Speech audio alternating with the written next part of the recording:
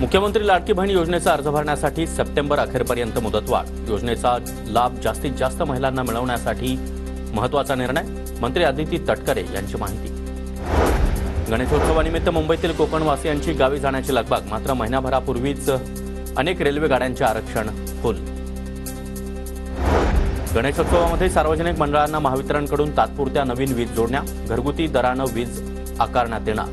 मंडळांनी अधिकृत वीज जोडणी घ्यावी, महावितरणचं आवाहन। पुण्यातील जिल्हा न्यायालय ते स्वारगेट भूमिगत मेट्रो मार्गिकेचं काम अंतिम टप्प्यात, मार्गाला काही तांत्रिक परवानगी मिळणं बाकी। पुणेकरांचा मेट्रोकडे कल वाढला, मेट्रोची प्रवासी संख्या 5 लाखावर। ऑगस्टमध्ये 36,65,000 प्रवाशांचा मेट्रोतून प्रवास। पुण्यामध्ये हडपसर, पिंपरी चिंचवड आणि शिरूरमध्ये सर्वाधिक मतदारसंख्या, जिल्ह्याची एकूण मतदारसंख्या 86,47,172 इतकी।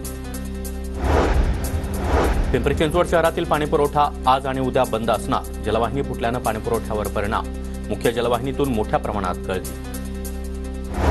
वीज नसल्यानं पाणीपुरवठ्यावर परिणाम, महापालिकेचा दावा चुकीचा, महावितरणनं पालिकेचे आरोप फेटाळले। दुरुस्तीच्या कामासाठी महापालिकेकडून वीज पुरवठा खंडित केल्याचं महावितरणचं स्पष्टीकरण।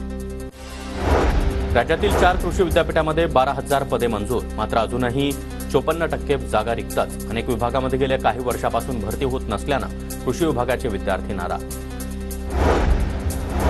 आरटीई प्रवेश प्रक्रियेमध्ये 31,000हून अधिक जागा रिक्त, प्रतीक्षा यादीतील विद्यार्थ्यांच्या प्रवेशासाठी तिसरी फेरी। आतापर्यंत 73,612 विद्यार्थ्यांचे प्रवेश निश्चित। राष्ट्रीय शैक्षणिक धोरण 2020 अंमलबजावणीसाठी करण्यात आलेल्या सुकाणू समितीमध्ये नव्या सदस्यांचा समावेश। समितीचा कार्यकाळ 2024 ते 25चं शैक्षणिक वर्ष संपेपर्यंत वाढवण्यात आला। उच्च आणि तंत्रशिक्षण विभागाचा निर्णय।